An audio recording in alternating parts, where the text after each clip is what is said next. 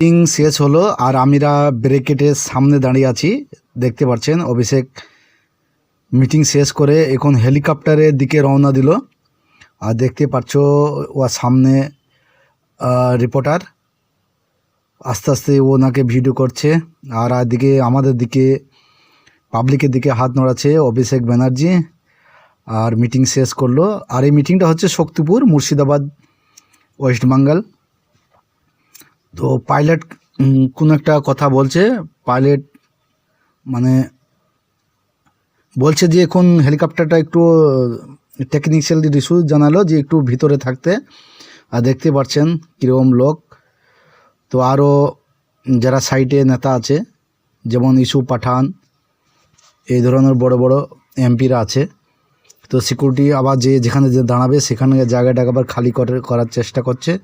আর এদিকে অভিষেক আবার চলে গেল। মানে হেলিকপ্টার একটু টেকনিক্যাল ইস্যুর জন্যে হেলিকপ্টার এখন চলবে না, তার জন্য আবার ছায়াতে এসে দাঁড়ালো। কিন্তু এখন দুপুরবেলা প্রচণ্ড রোদ গরম, তার জন্যে। আর এটা হচ্ছে শক্তিপুর প্রতাপ সিংয়ের মাঠ।